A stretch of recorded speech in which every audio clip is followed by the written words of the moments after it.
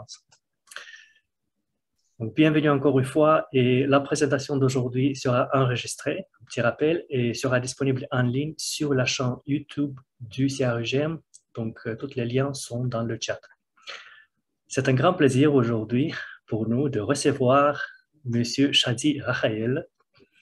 M. Rahael est neuropsychologue et chercheur. Il a effectué son doctorat sous la direction de Jean-François Gagneux à UQAM et la co-direction de Jacques Monplaisir à l'Université de Montréal.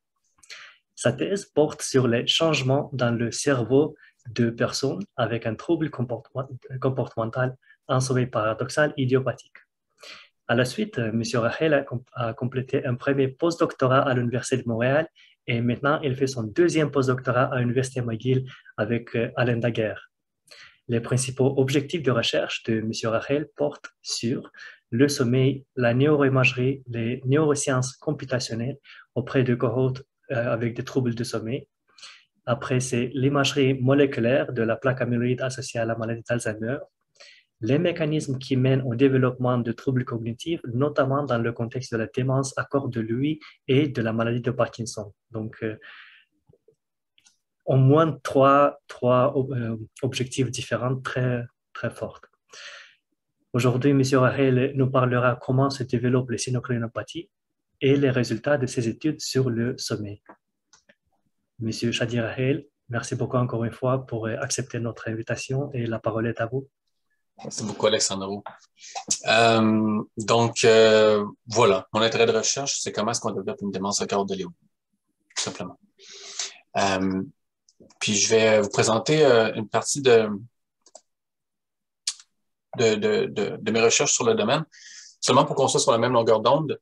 Donc, la démence à corps de Lewy, c'est un trouble neurocognitif majeur, une démence qui est associée avec des éléments de parkinsonisme, des hallucinations visuelles récurrentes et complexes, des fluctuations de l'attention et de la conscience, et un trouble comportemental dans le sommeil paradoxal. C'est la deuxième démence la plus fréquemment rencontrée en clinique. C'est environ 4 à 16 des cas rencontrés en clinique. Et c'est associé à un fardeau de l'aidant et à un coût sociétal beaucoup plus élevé que la maladie d'Alzheimer. Le facteur de risque majeur, c'est l'âge. Donc, on s'attend à ce qu'il y ait une augmentation fulgurante de la démence à corps de Lewy dans les prochaines années. Et pourtant, malgré ça, la recherche est quand même assez limitée sur le domaine de la démence à corps de Lewy. La démence à corps de Lewy est une synucléinopathie. Donc, les synucléinopathies, ce sont toutes les maladies qui sont associées avec une accumulation anormale d'alpha-synucléine mal repliée. Donc, l'alpha-synucléine, c'est une protéine qui est assez courante. Donc, on en trouve en abondance dans le cerveau.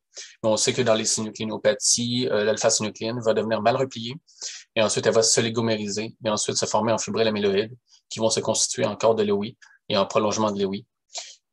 L'hypothèse qu'on croit, c'est que ces dépôts-là sont toxiques et pourraient endommager les cellules et les détruire. La synucléinopathie, c'est pas seulement la démence à corps de Lewy, ça peut aussi se manifester comme la maladie de Parkinson, comme l'atrophie multisystématisée. Moi, ce qui m'intéresse principalement, c'est comment est-ce qu'on développe une démence à corps de Lewy. Les synucléinopathies, c'est pas quelque chose qui se développe du jour au lendemain. Généralement, quand une personne reçoit un diagnostic clinique de démence à corps de Lewy ou de maladie de Parkinson, ça fait déjà des décennies que la personne a la pathologie dans son corps, dans son cerveau. Donc, ça ici, c'est un modèle très fréquemment rapporté quand on parle du développement des synucléinopathies. C'est le modèle de Braak qui dit que la pathologie commence au niveau des intestins et ensuite monte rostralement jusqu'au cerveau, en passant par le tronc cérébral où ça affecte le sommeil, l'humeur, et ensuite un peu plus haut où ça atteint le mésencéphale, puis ça endommage les neurones dopaminergiques de la substance noire. Puis à ce moment-là qu'on s'attend à ce qu'il y ait des manifestations parkinsoniennes qui apparaissent. Et ensuite, ça se propage dans le reste du cerveau. Puis c'est là qu'on verrait là, vraiment là, un peu de troubles cognitifs. Un peu beaucoup, parce que ça peut mener jusqu'à une démence. Moi, ce qui m'intéresse, c'est d'essayer de comprendre comment est-ce qu'on développe une démence à corps de Lewy. Puis un beau phénotype prodromal pour étudier cette question-là, c'est d'étudier des personnes qui ont un trouble comportemental en sommeil paradoxal, isolé, un TCSP isolé. Qu'est-ce que c'est? Ici, je vous montre un exemple d'un patient qui a un TCSP. Donc, quand on rêve la nuit, quand on est en sommeil paradoxal, on a une atonie musculaire, puis il y a certaines personnes qui vont perdre cette atonie musculaire-là, puis qui vont se mettre à bouger au moment où ils rêvent.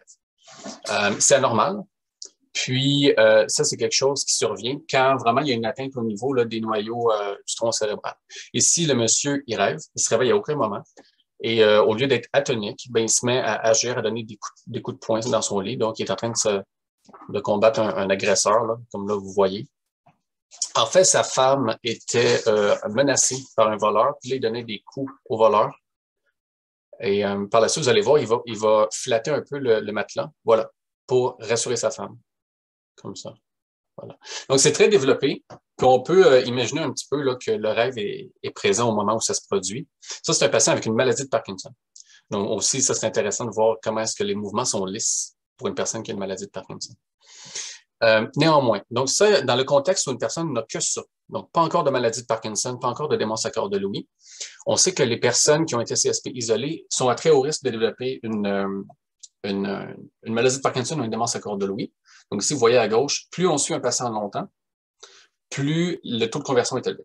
Donc, autour de 15 ans de suivi, on voit que jusqu'à 80% des patients ont développé une maladie de Parkinson ou une démence à corps de Lewy. Donc, c'est un prodrome qui est intéressant dans le sens où, en étudiant le cerveau des personnes qui ont été CSP isolées, on se retrouve à étudier comment est-ce qu'on développe une démence à corps de Lewy ou une maladie de Parkinson.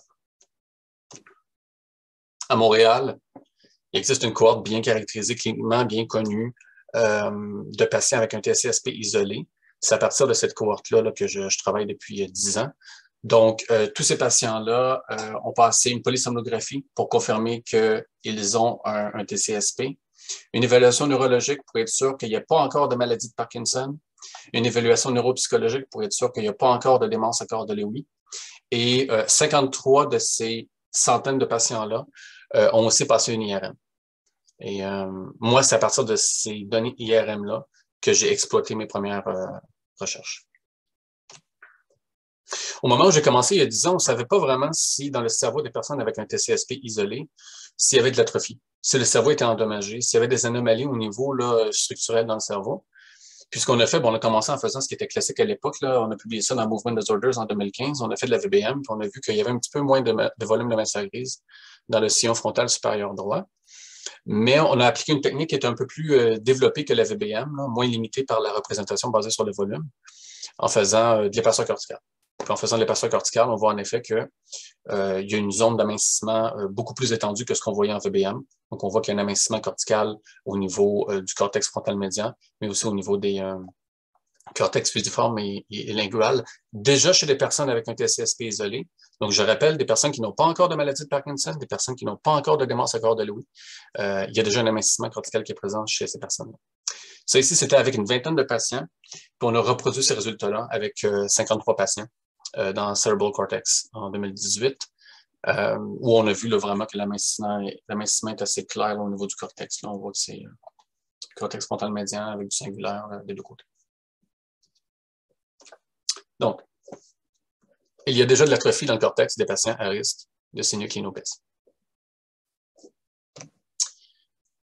Mais qu'est-ce qui se passe au niveau des structures sous-corticales? Parce que la question, c'est aussi de se demander des maladies à base des synucleinopathies qui sont très, très liées aux anomalies qui se passent dans les structures sous-corticales en raison de la dégénérescence des neurones dopaminergiques dans la substance noire, on devrait s'attendre à ce qu'il y ait des changements qui se passent au niveau sous-cortical également. Donc, on a réappliqué la même vision, volume versus surface, mais pour des structures sous-corticales. Donc, on a extrait les volumes sous-corticaux pour avoir un volume global, pour voir est-ce que le volume global était différent chez les patients avec un TCSP isolé. Puis, on a aussi fait une approche basée sur la surface. Donc, on a extrait les structures qu'on voit ici à droite. Donc, le putamen, le noyau codé, le globus pallidus, l'amygdale, l'hippocampe, le thalamus, le noyau accumbens. On met un mesh par-dessus la structure, puis on peut mesurer à chacun des vertex de ce mesh la différence de surface. Et en faisant ça, qu'est-ce qu'on voit? On voit premièrement au niveau du volume global que les patients avec un TCSP isolé ont un volume de putamen réduit du côté droit. Ça, c'est intéressant, mais encore plus intéressant, c'est de se demander où dans la structure est-ce qu'il y a un changement. Puis avec l'approche de surface, on peut voir que sur presque toute la structure du globus pallidus, il y a une sorte de renfoncement par rapport au contrôle qui existe, mais également au niveau du putamen gauche et du putamen droit, où on voit là, des zones là, de renfoncement très discrets qui pourrait corréler avec certaines projections motrices sous-corticales, étant donné qu'il n'y a pas eu de matière blanche là, impliquée dans cette étude-là, on ne sait pas exactement. Là. Mais voilà, on voit qu'on peut vraiment que de l'atrophie au niveau sous-cortical chez les patients avec un TCSP.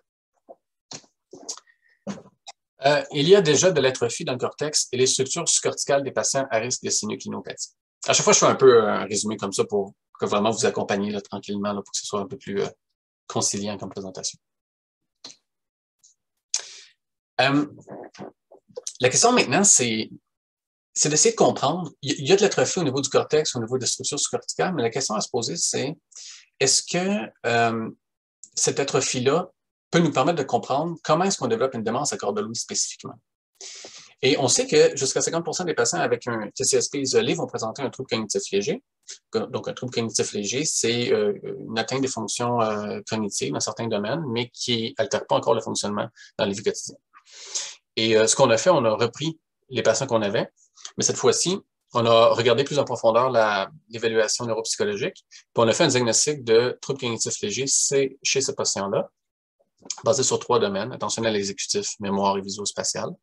Puis il y avait 17 patients avec un trouble cognitif léger et un TCSP isolé, 35 patients avec un TCSP isolé, mais pas de trouble cognitif léger, puis on les a comparés par rapport à des contrôles.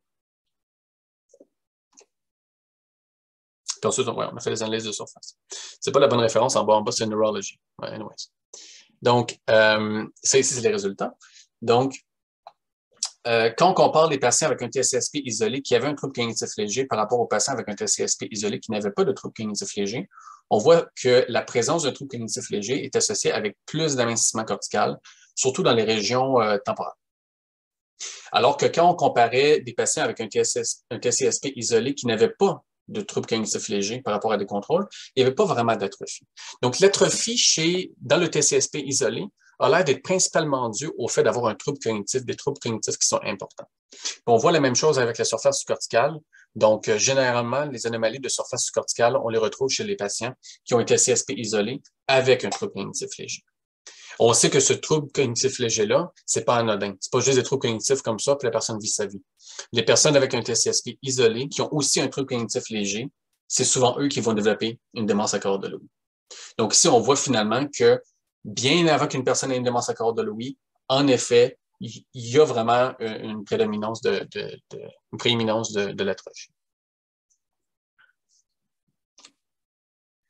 Quand on fait des corrélations avec les fonctions cognitives, on voit en effet que dans le TCSP isolé, l'état du cortex est associé avec les fonctions attentionnelles et exécutives, avec la mémoire épisodique verbale, avec les fonctions visuospatiales.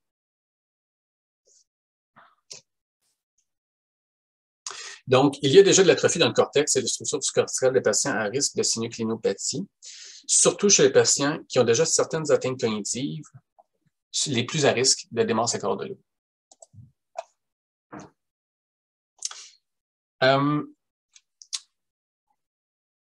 Développer une démence à corps de Lewy, c'est plus que développer des troubles cognitifs.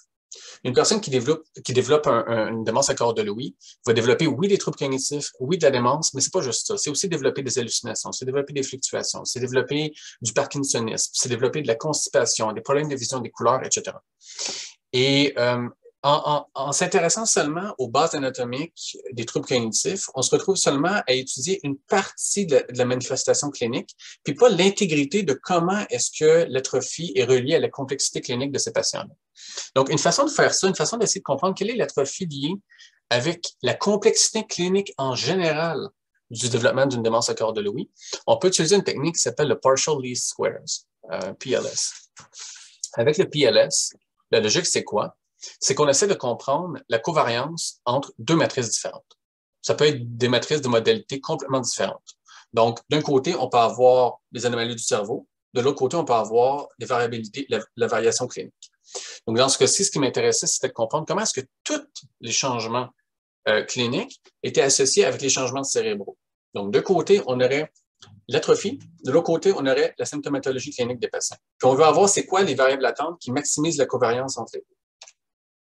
Au niveau des variables cliniques, j'ai pris tout ce qu'on avait, là, qui était intéressant. J'ai pris 27 variables cliniques. La présence d'un trouble cognitif léger, MoCA, attention exécutive, mémoire épisodique, fonction visuospatiale, l'UPDRS, tapping test, Purdue, la baisse de TAS, la constipation, symptômes urinaires, BDI, la dépression, l'olfaction, la vision des couleurs, âge, sexe, éducation, durée de TCSP, activité motrice tonique et phasique en sommeil paradoxal. On prend tout ça, puis on les a pour chaque patient avec un TCSP isolé. De l'autre côté, on crée une matrice, puis dans ce cas-ci, j'ai fait de la DBM, Deformation Based Morphometry, qui permet de mesurer vraiment la déformation du cerveau au niveau des tissus. Donc, j'ai utilisé CAT-12. Ça, c'est un papier publié dans Annals of Neurology l'année dernière. Et donc, on a une matrice des 48 patients avec 500 000 voxels. Donc, on a une matrice anatomique de déformation du tissu. On a une matrice avec les 27 variables cliniques. Et ensuite, on peut utiliser ça pour trouver c'est quoi les variables latentes qui vont maximiser la covariance entre les deux. Donc, comme je disais, on a la matrice clinique avec les variables cliniques. On a la matrice de déformation pour les 48 patients. On corrèle les deux pour avoir une matrice de corrélation. Ensuite, on applique du SVD, du Singular Value Decomposition. Puis on obtient un ensemble de variables latentes. Dans ce cas-ci, 27. Et pour savoir si une variable latente est significative, on la compare à des permutations. Et pour les variables latentes qui sont significatives, elle peut se dévoiler en deux façons. Il y a un patron cérébral qui correspond à la pondération qui maximise la covariance pour cette variable latente-là au niveau de la matrice de déformation, et un patron clinique qui maximise la covariance au niveau des variables cliniques dans la matrice clinique. Donc, chaque variable latente, on peut l'avoir de deux façons, un patron cérébral et un patron clinique. Et ce qui est intéressant, c'est qu'on peut reprojeter chacun de ces patrons-là sur le score du patient. Donc, si ici, j'ai un patron qui correspond à cette variable latente-là, je peux projeter ce template-là ici sur l'image du patient, sur le scan du patient, pour obtenir un seul score qui représente l'expression de ce template dans l'espace du patient. Donc, on peut avoir un score par patient basé sur un template cérébral, ou la même chose pour le patron clinique. On peut reprojeter la pondération clinique de cette variable latente-là sur les scores du patient pour obtenir un seul score de l'expression des variables cliniques sur cette variable latente-là. C'est ce que j'ai fait dans le TCSP isolé. Puis ici, vous avez la liste des 27 variables latentes. Puis la première était significative. La troisième était proche. Donc la ligne pointillée, c'est 0.05. Donc la première était significative. On va la regarder un peu là, ce que c'est. Donc vous avez le patron anatomique de cette variable latente-là, ici à gauche. Vous avez son équivalence de covariance clinique. Quand on regarde son patron anatomique, ici je vais faire un zoom. Est-ce que vous voyez le zoom? Oui. Donc, on peut voir que le patron anatomique associé avec cette variable latente-là correspond à une déformation de structure qui correspond beaucoup à de la matière blanche, beaucoup aussi à des structures sous-corticales. Donc, on voit un peu de putamen, on voit du thalamus, on voit aussi du noyau codé. Ça correspond bien avec un peu ce qu'on sait, là, vraiment ce qui est sous-cortical, une déformation des tissus qui se produit déjà à ce niveau-là. Puis au niveau en bleu ici, c'est une expansion des tissus. Donc, on voit que c'est souvent une expansion au niveau des sillons, ici au niveau insulaire. On sait que l'expansion ventriculaire puis des espaces sous-arachnoïdiens est un contrepartie de l'atrophie qui se produit dans les tissus. Donc, ça fait du sens. Et quand on regarde les variables cliniques qui sont associées à ce patron anatomique-là, en rouge, ce sont les variables cliniques qui étaient significativement associées. Donc, c'était des variables qui sont vraiment associées avec le développement d'une synucléinopathie, le trouble cognitif léger, l'UPDRS3 pour le symptôme parkinsonien, le tapotement digital pour le ralentissement moteur, la bradykinésie qui est l'évaluation du ralentissement clinique, l'âge, attention exécutive, Purdue, visuospatial, les symptômes dépressifs, l'hypotension orthostatique, UPDRS2, le MoCA, la mémoire, l'UPDRS1 et le timed up and go, puis un petit peu d'éducation. Maintenant, la question c'est, on a pris ce patron anatomique-là, on l'a projeté dans le cerveau de chaque patient pour obtenir un seul score. Chaque patient a un score qui représente son expression de cette déformation-là.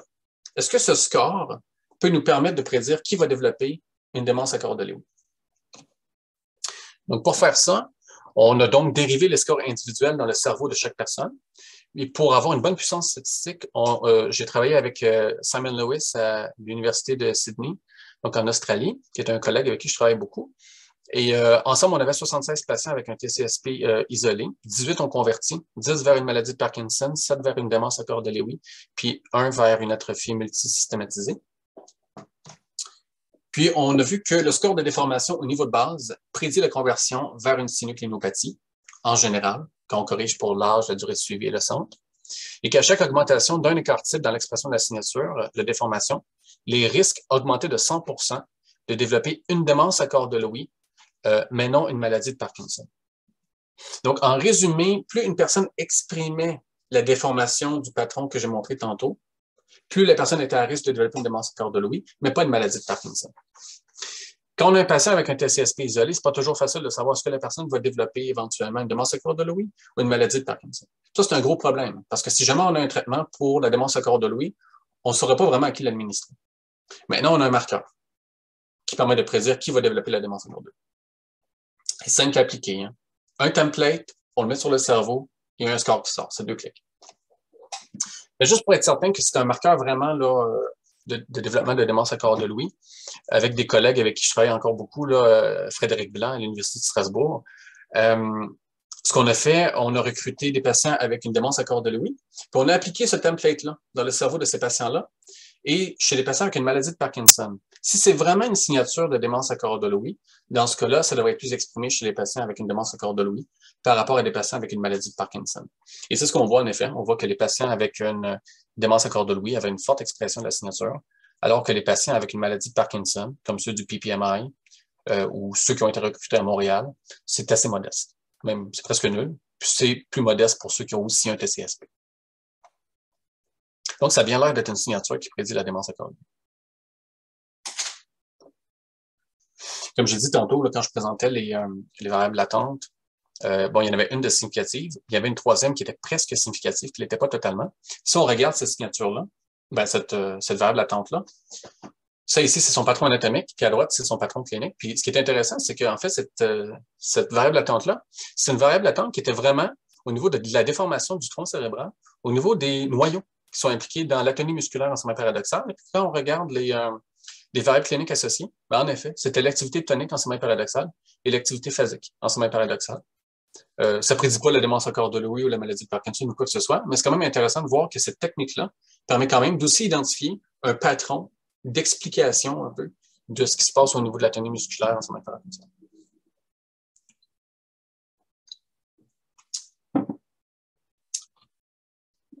Donc, l'atrophie dans le cortex et les structures corticales des patients à risque de synucléinopathie, surtout présentes chez les patients qui ont déjà certaines atteintes cognitives, forment une signature anatomoclinique qui peut être utilisée au niveau individuel pour prédire le risque de développer une démence à corps de Lewy. C'est intéressant. Mais l'atrophie, c'est pas tout non plus. Donc, on peut aussi se questionner sur d'autres aspects du cerveau, hein, parce qu'il y a d'autres modalités d'investigation. Puis on peut s'intéresser à des choses comme les signatures de perfusion, en PET ou en SPECT. On sait là, dans le TCSP isolé qu'il existe des signatures de perfusion, le PDRP, qui est vraiment là, surexprimé au niveau de la maladie de Parkinson, ou le RBDRP, qui est vraiment spécifique au TCSP isolé. Et on sait que l'expression de ces signatures de perfusion-là, ou de métabolisme, sont associées au développement d'une maladie de Parkinson ou d'une démence à corps de Lewy.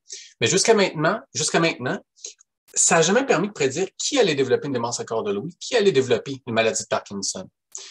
On n'a pas vraiment cette discrimination-là qui est faite. Oui, ça prédit la conversion, mais pas l'un vers l'autre pour l'instant.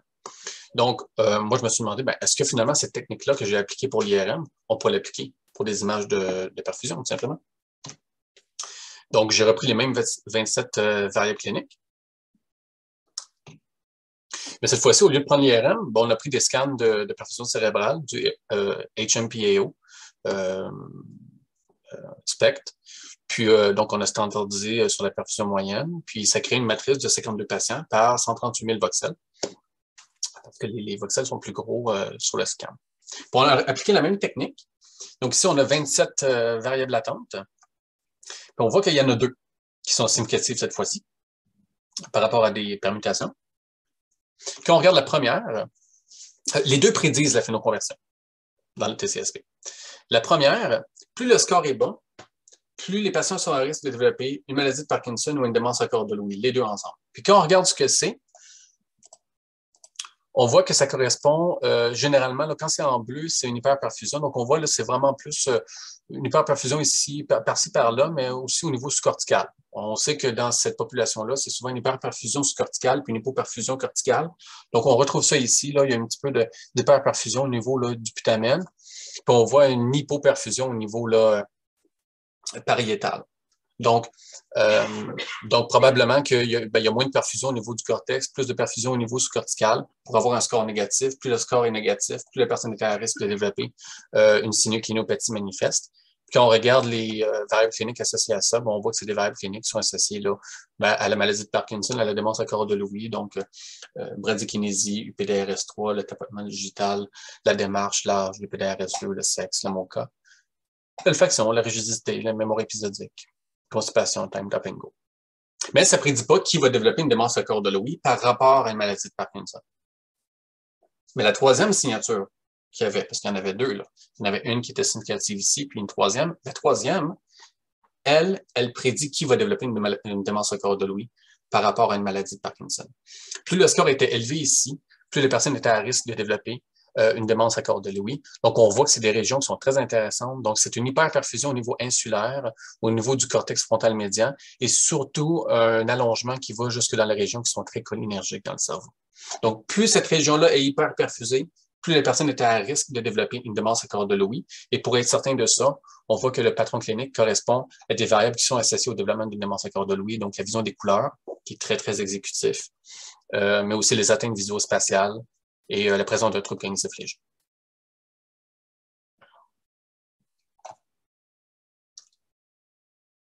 Ça, je n'ai rien rajouté ici, c'est comme tantôt. Donc, à partir de ça, il y a plein de projets qui découlent. Donc, c'est-à-dire qu'on peut identifier des signatures qui peuvent être utiles comme marqueurs. On peut développer des marqueurs grâce à cette approche-là. Et maintenant, il faut les valider avec des cohortes indépendantes. Puis, il faut surtout développer des scores normatifs à partir desquels on va pouvoir dire, OK, mais telle expression est rendue anormale. Parce que là, pour l'instant, on fait des régressions linéaires, mais il faudra avoir des cut-off scores idéalement pour que ça puisse être utilisé comme un marqueur utile en clinique ou pour des essais cliniques.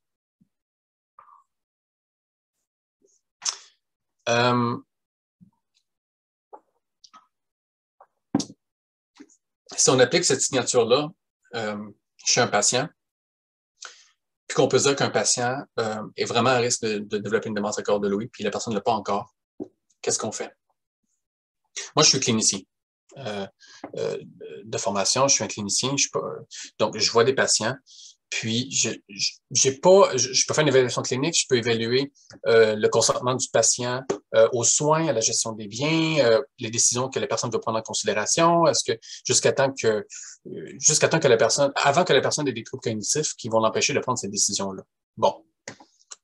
Mais à part de ça, qu'est-ce qu'on peut faire? Il n'y a pas grand-chose à faire parce qu'on n'a pas encore de médicaments pour arrêter l'atrophie. On n'a pas de médicaments pour empêcher la personne de développer la démence à corps de Lewy. On n'a pas grand-chose. Puis la raison pour laquelle on n'a rien, c'est parce qu'on est encore en train de comprendre comment est-ce que l'alpha-synucléine fait pour avoir son effet toxique sur le cerveau, comment ça se développe, comment ça apparaît, comment ça se propage.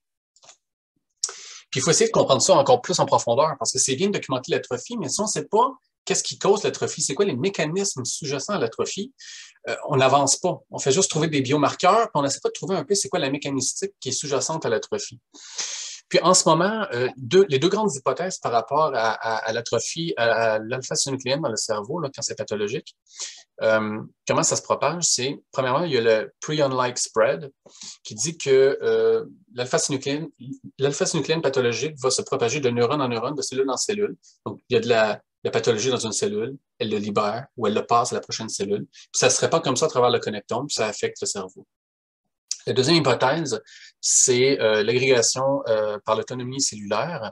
C'est-à-dire, ces chercheurs-là disent que c'est pas tant que la pathologie se propage de neurone en neurone comme un prion, mais plutôt que certaines conditions, certaines cellules ont certaines vulnérabilités qui font en sorte que dans certains contextes, l'alpha-synucléine qui se trouve dans la cellule va devenir mal repliée et va devenir anormale. C'est pas que ça se propage d'un neurone à l'autre, c'est que chaque neurone est un peu différent, puis certains sont plus sensibles, comme par exemple les neurones qui ont des longs axones, qui sont peu myélinisés. Souvent, les neurones qui sont dans des systèmes de neurotransmission ont tendance à développer plus d'alpha-synucléine, ou des neurones qui sont beaucoup plus élevés en demande énergétique, avec plus de phosphorylation oxydative, ont tendance à développer plus d'alpha-synucléine. C'est peut-être ça qui expliquerait le développement de la pathologie. Bref, deux hypothèses, puis à mon avis, ils peuvent se réconcilier. Mais on peut tester ces hypothèses-là. On peut essayer de savoir, en fait, qu'est-ce qui est quoi, grâce à des modèles computationnels. Donc, ça, c'est un travail que j'ai fait là, au cours de la dernière année, deux dernières années là, à PenMed, au University of Pennsylvania avec Calvin Locke. On a vraiment mis de l'avant ce modèle basé sur l'agent, le modèle SIR. Donc, le modèle SIR, c'est un peu comme là, je pense qu'on est assez familier avec ça là, au niveau épidémiologique à cause du COVID. Là. Donc, comme pour le COVID, dans un système, il y a des agents qui sont susceptibles, des agents qui sont infectés, puis des agents qui sont retirés. Donc, au lieu que ce soit des personnes dans la société, ça devient des protéines d'alpha-synucléine. Donc, chaque molécule d'alpha-synucléine dans le système peut être susceptible, donc elle est normale. Elle peut être infectée, ça c'est quand elle devient mal repliée, ou elle peut être retirée. Ça, c'est le moment où la protéine dans le système, l'agent, est dégradé, ou bien passe d'une région à une autre. Puis ce qu'on fait, le système, c'est les régions du cerveau, et chaque région du cerveau a sa propre contrainte par rapport aux autres régions du cerveau, et on peut simuler la propagation à travers ce système-là computationnel. Il suffit juste de choisir quelles sont les contraintes qu'on impose au système. Puis dans ce cas-ci, dans ce modèle-là, ce qu'on a fait, c'était de mettre comme contrainte l'expression génétique et la connexion entre les régions. Chaque région du cerveau avait une expression génétique, surtout SNCA. Le gène SNCA, c'est le gène qui code pour l'alpha-synucléine. Donc, ça fait du sens que chaque région ait sa propre propension à créer de l'alpha-synucléine. Et chaque région est connectée d'une façon différente, basée sur une mesure qu'on veut. C'est un peu ça l'idée du modèle SIR tel qu'appliqué dans l'alpha-synucléine. Puis ça, on veut utiliser ça pour essayer de comprendre, est-ce que l'expression génétique détermine l'atrophie dans le TCSP isolé? Est-ce que les connexions du cerveau permettent d'expliquer l'atrophie dans le TCSP isolé ou dans d'autres maladies? Mais avant d'appliquer ce modèle-là, puis de l'utiliser pour essayer de comprendre ce qui se passe, quelles sont les mécanistiques sous-jacentes à l'atrophie, il faut démontrer que c'est valide.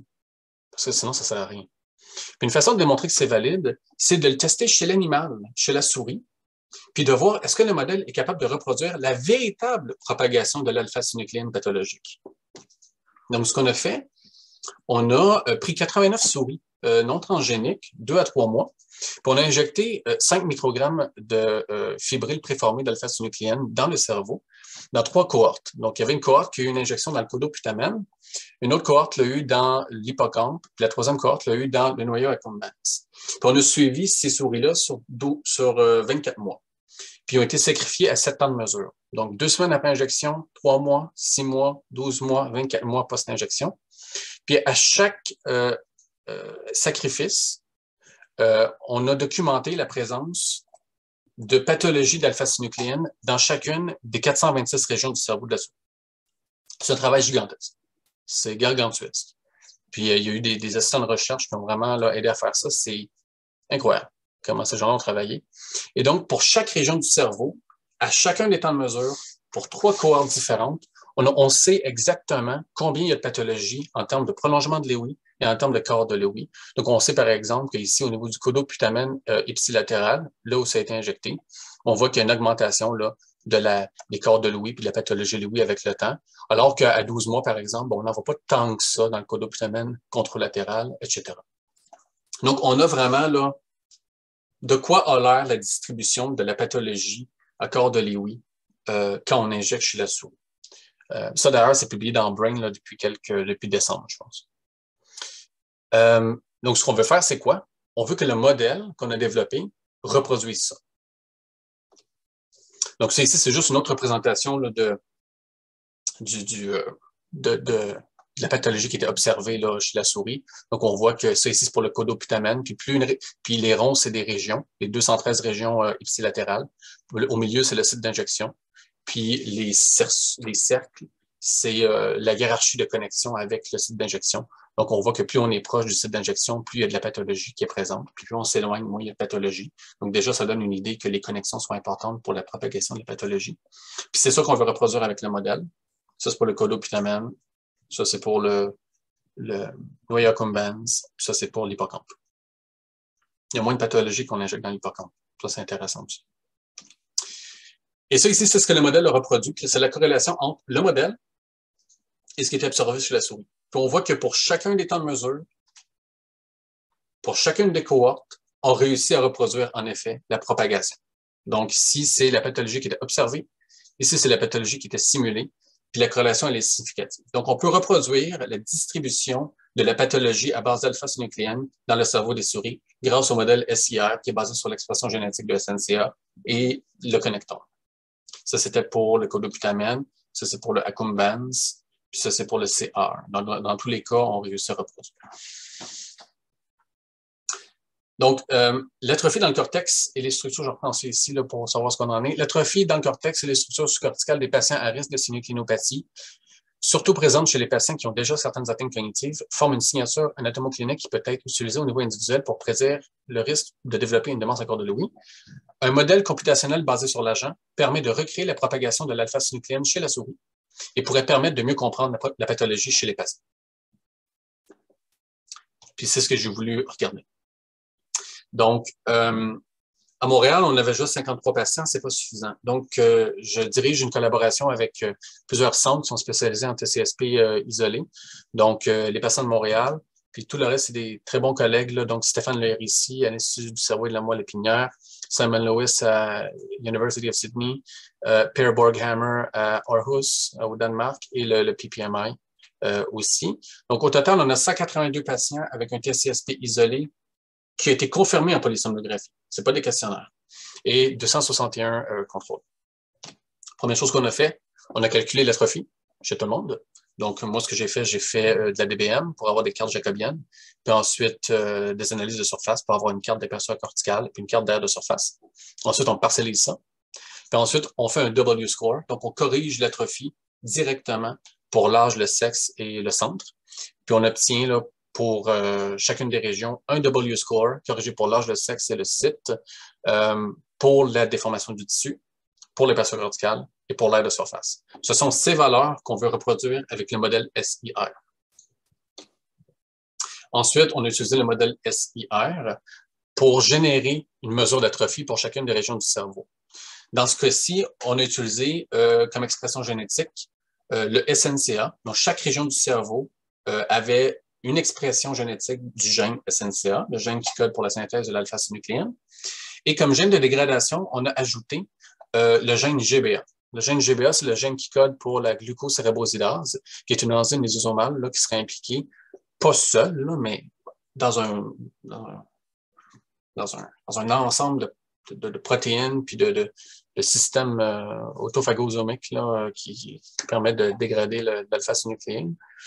Donc voilà, chaque région du cerveau avait du SNCA, du GBA, et il y avait une connectivité qui le liait avec toutes les régions du cerveau.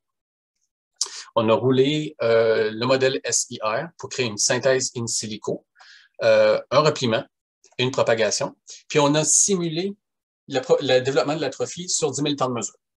Donc, puis pour chacun des temps de mesure, on fait une corrélation pour savoir est-ce qu'il y en a une d'entre elles, une partie d'entre elles, qui corrèle avec l'atrophie qu'on a mesurée chez les patients avec un TCSP. Ouais. À gauche, ici, vous avez la déformation du tissu en DBM chez les patients. Donc, ça, c'est ça qu'on veut reproduire. Et ça, ici, c'est l'atrophie qui est simulée par le modèle. On a fait une corrélation entre les deux, 0,52. Donc, le modèle, basé sur SNCA, GBA et le connectome, ces trois indications-là, mis dans un modèle basé sur l'agent, crée une atrophie in silico qui correspond à ce qu'on observe réellement chez les patients. Donc, ce qu'on peut dire, c'est que la déformation du tissu qui se produit dans le TCSP isolé, puis qui mène à la démence à corps de Lewy, a l'air d'être créée par l'effet du connectome, l'effet du gène SNCA, puis l'effet du gène GBA. Donc, on comprend la mécanistique sous-jacente à l'atrophie qui mène à la démence à corps de Lewy. Puis quand on regarde la corrélation qui se produit à 0,52, on voit que la corrélation elle est maximale quand l'atrophie se trouve dans le péricalcarin, le accumbens, le cuneus, la substance noire, l'amygdale et les bancs du sillon temporal supérieur. Des structures qui sont très importantes, surtout la substance noire et l'amygdale là, pour le développement de la démence à corps de Lewy. Ça, c'est pour la déformation du tissu. Est-ce que ça reproduit aussi les changements au niveau de l'épaisseur du cortex? En effet, 0,51. Ça ressemble à l'autre, mais c'est un hasard.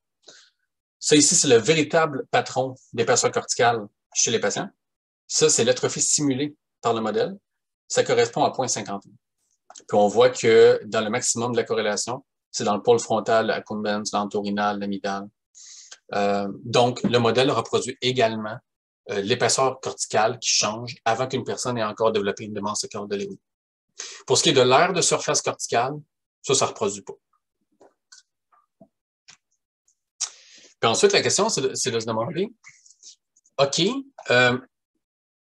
est-ce qu'on est sûr que l'atrophie dans le TCSP isolé, puis dans ces maladies-là, dans la démence à cœur de Lewy, est-ce qu'on est certain que c'est vraiment causé par le connectome puis l'expression génétique? Mais ce qu'on a fait, on a roulé le modèle en randomisant l'expression génétique ou en randomisant le connectome. On prend le connectome, on randomise les connexions à travers toutes les régions, on fait ça 10 000 fois, ou on prend l'expression génétique de toutes les régions, on randomise ça 10 000 fois, puis on regarde est-ce que le modèle est capable de reproduire l'atrophie si on a randomisé l'expression génétique ou le connectome. Puis on voit tout le temps que quand on randomise, on a quelque chose qui est significativement différent. Quand on randomise, on n'est plus capable de reproduire. Donc, pour être capable de reproduire l'atrophie, on a besoin du SNCA, du GBA et du connectome. Ce sont 3 ingrédients qui façonnent l'atrophie. Ensuite, ce qui est intéressant avec ce modèle-là, c'est qu'on peut élaborer plein d'hypothèses, comme par exemple, là, pour la dégradation de l'alpha-synucléine, on a pris le GBA, mais en fait, dans le système lysosomal autophagique, il y a énormément de gènes qui sont impliqués. Puis si on regarde ce qui est rapporté dans le Gene Ontology, pour les gènes impliqués dans la macro-autophagie, on en a 310. Fait que, par exemple, j'ai roulé les 310 gènes pour voir lequel était le plus capable de reproduire l'atrophie. Puis on voit que le GBA, qui est en vert, mais on ne le voit pas bien, c'est parmi celui qui reproduit le mieux le modèle. Mais on voit quand même qu'il y a un gène qui, lui, a l'air d'être particulièrement performant comme gène de dégradation. C'est le UBA5. UBA5, c'est un gène qui est impliqué dans l'UFMylation, l'ajout d'une protéine UFM pour une genre de forme d'ubiquitination des protéines à dégrader dans les cellules. C'est pas particulièrement rapporté dans la maladie de Parkinson, mais ça peut soulever une piste d'investigation intéressante. Et finalement, là, le modèle reproduit l'atrophie qu'on observe dans le TCSP isolé, mais on peut aussi utiliser le modèle pour voir est-ce que le modèle peut reproduire l'atrophie de chaque personne. Donc, chaque personne aurait sa propre corrélation. Puis on voit que plus la corrélation est forte entre ce que le modèle a simulé et l'atrophie d'une personne, plus c'est relié au score du MoCA, mais pas à l'UPDRS. Donc, on a vraiment l'air d'être en train de recréer computationnellement une atrophie qui est liée au changement au niveau du MoCA, donc au développement d'une démence à cœur de Lewy. Donc, en résumé, l'atrophie dans le cortex et les structures sous-corticales des patients à risque de synucléinopathie, surtout présentes chez les patients qui ont déjà certaines atteintes cognitives, forment une signature anatomoclinique qui peut être utilisée au niveau individuel pour prédire le risque de développer une démence à cœur de Lewy. Un modèle computationnel basé sur l'agent, validé chez la souris, démontre que l'atrophie en contexte prodromal dépend des contraintes imposées par le connectome et l'expression génétique du cerveau. Voilà. Je remercie tous mes collègues. C'est beaucoup de monde. C'est vraiment grâce à eux. Là. Puis aussi leur confiance là, au niveau international là, de me faire confiance puis de diriger ces études-là avec leurs données à eux. Donc, c'est vraiment quelque chose qui compte beaucoup pour moi. Puis les IRSC aussi là, pour leur soutien. C'est important. Voilà. Merci beaucoup. C'est vraiment une excellente présentation, vraiment un sujet très important spécifiquement pour les personnes âgées et les résultats sont vraiment merveilleux. Bravo. Passons maintenant aux questions. Veuillez lever la main pour poser une question ou vous pouvez écrire les questions dans le chat. Donc, Uri, s'il te plaît. Allez.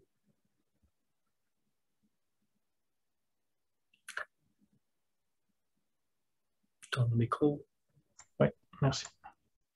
Merci beaucoup, Shady, pour cette présentation remarquable. J'ai plusieurs commentaires et questions. Je ne sais pas si je vais pouvoir toutes les poser. D'abord, quelque chose qui est probablement lié à mon ignorance sur l'expression génétique régionale dans le cerveau, mais je pense qu'elle est probablement partagée par plusieurs personnes ici. Et je me demande, est-ce que on obtient ces valeurs-là sur des... il y a des sortes il y a des bases de données avec... C'est un peu comme le connectome où tu obtiens ces valeurs-là? Exactement. En fait, le Allen Brain Institute a pris 6 cerveaux post-mortem de personnes qui avaient absolument aucune maladie. Et sur les 6 cerveaux en question, ils ont extrait 3700 petites biopsies de tissu. Puis les 3700 biopsies parviennent à cover tout le cerveau au complet. Puis ils ont digitalisé la chose. Puis pour chacun des biopsies de tissu, ils ont mesuré l'expression de 20 000 gènes. Donc, il existe un atlas de tout le cerveau au complet pour lequel on peut avoir 20 000 gènes. C'est basé sur 6 cerveaux seulement, mais c'est un travail colossal quand même. Puis, il y a des outils qui permettent d'extraire le gène qu'on veut à travers tout le cerveau. D'accord, je comprends mieux maintenant. Je me demandais aussi où tu te situes dans le débat sur la différence entre la démence à corps de Lewy et la démence parkinsonienne. Et je pensais que quelque chose qui pourrait peut-être aider à y répondre, ce serait de voir si... Est-ce que tu as essayé de voir comment s'exprime la signature anatomo-fonctionnelle chez des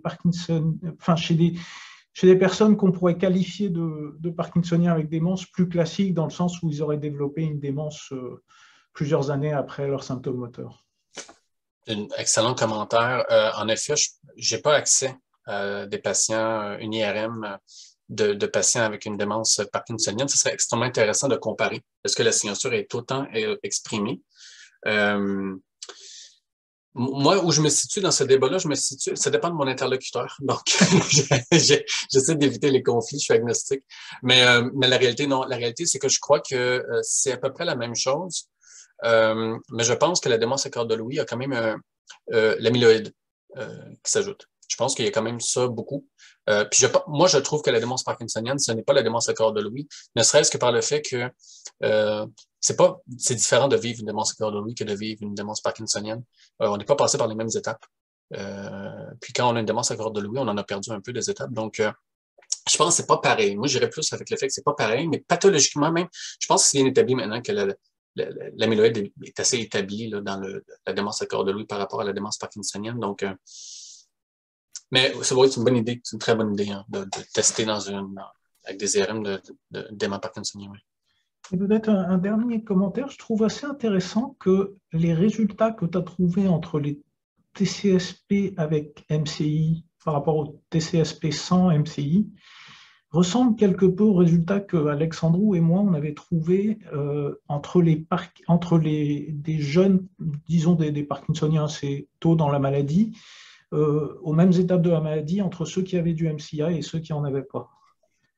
C'est intéressant, ça semblerait assez spécifique au MCI qu'on pourrait qualifier de signaux-écluopathie.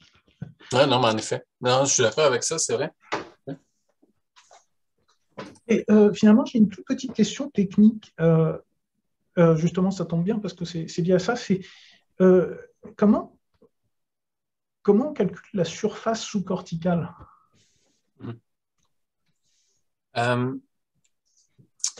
Il y a l'image. Le logiciel va identifier les structures sous-corticales, il va les segmenter. Ensuite, il va apposer un modèle inflatable pour gonfler la structure, pour lui donner une forme 3D. Ensuite, on appose un tessellated surface sur le mesh, sur la structure. Puis ensuite, chaque personne a donc sa propre structure et il y a une structure moyenne qui est faite dans le groupe de patients. Donc, on a 10 personnes, chacun a sa structure, puis il y a une structure moyenne qui est faite, qui est la moyenne de toutes les structures. Donc, il y a une forme moyenne et ensuite, chaque patient est comparé à cette forme moyenne-là. Donc, quelle est la distance scalaire entre le vertex du patient et le vertex moyen? Puis après, ça devient, à chaque vertex, c'est juste une distance qui existe. Puis on regarde, est-ce que dans telle région, entre les contrôles et les patients, la distance scalaire par rapport à la surface moyenne des groupes qu'on a est significativement différente. Merci beaucoup. Je vais laisser un peu la parole aux autres. Merci beaucoup, Uri. Encore une question, Benjamin, s'il te plaît. Bonjour Shadi, merci beaucoup pour votre présentation, c'était vraiment passionnant. Moi, je vais poser une question probablement biaisée. Je suis professeur en kinésiologie à l'UDM et quand j'ai vu marqué partout atrophie, donc je découvre également ça. Et j'ai vu marqué partout atrophie cérébrale et on sait notamment les bénéfices de l'activité physique régulière pour lutter contre l'atrophie cérébrale de certaines aires du cerveau. Du coup, je me posais la question, est-ce qu'il existe des choses faites en activité physique avec ces patients? Je sais qu'il en existe avec Parkinson.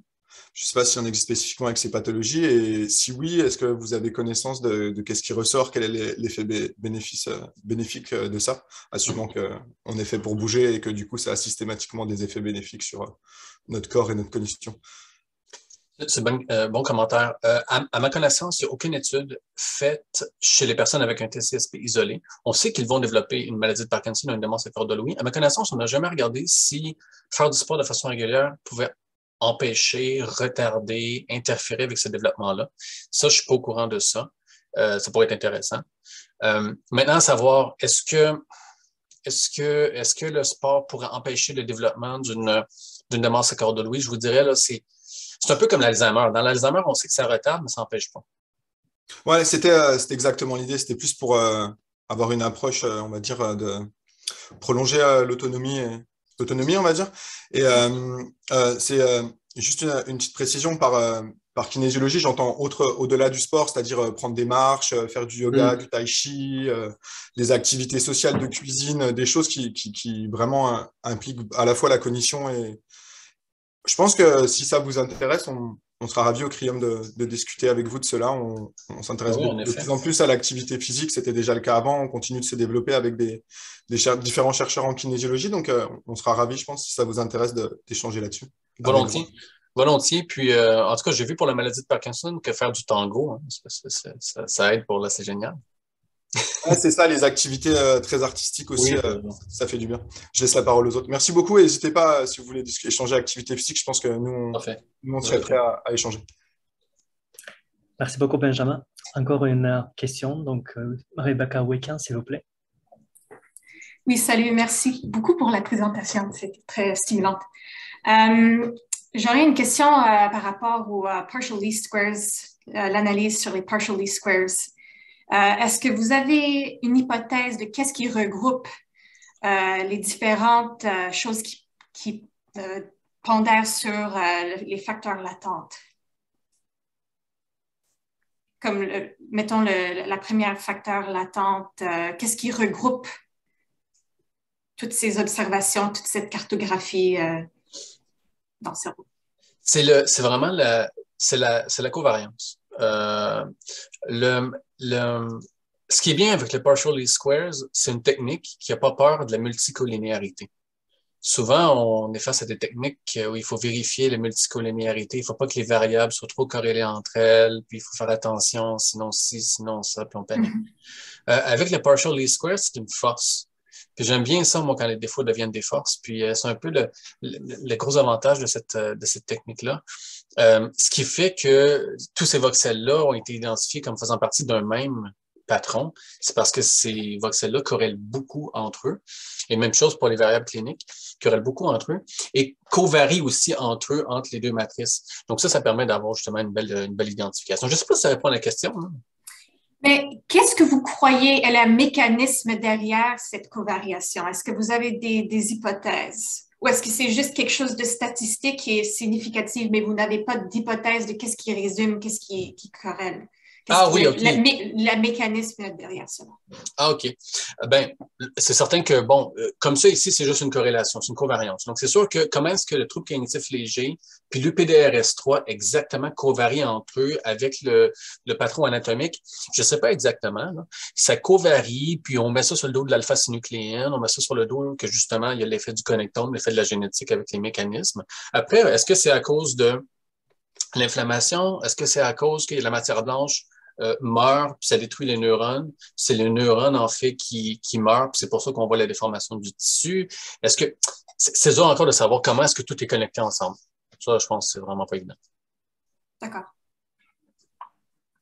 Merci beaucoup, Rebecca. Y a-t-il encore des questions? J'ai une petite question.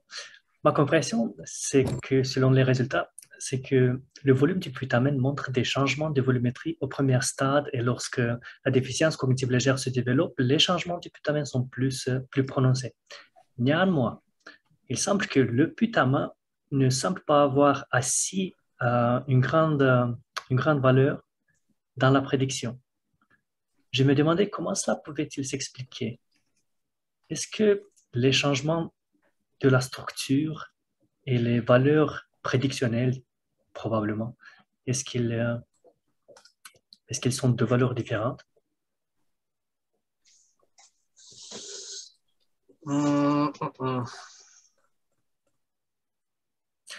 C'est une question, c'est un défi que j'ai trouvé dans mes analyses et je l'ai vu maintenant encore une fois. Donc, je me demandais, parce que la volumétrie, c'est toujours un paramètre plus ou moins stable, disons comme ça.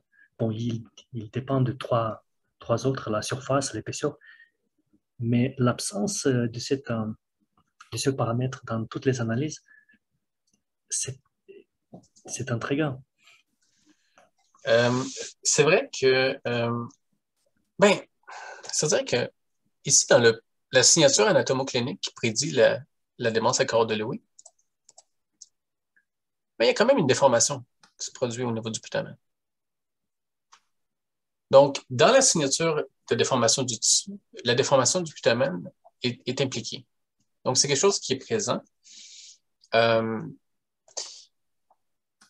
Mais en effet, ce n'est pas que ça. Au départ, quand on a commencé à investiguer la question, la raison pour laquelle, en fait, le plus grand clash que j'ai, en fait, avec les autres chercheurs, c'est que souvent, les gens dans les congrès de TCSP isolés ou les congrès, ils disent, dans le TCSP, il n'y a pas d'atrophie. Ça commence, la maladie commence, il n'y a pas d'atrophie. Puis là, ça commence à faire beaucoup d'études où on montre non seulement qu'il y a de l'atrophie, mais qu'elle prédit la démence accord de Lewy, qu'elle prédit la phénoconversion, qu'il y a une mécanistique autour de ça. Donc, là, je fais mon bout de chemin à défendre ce point-là.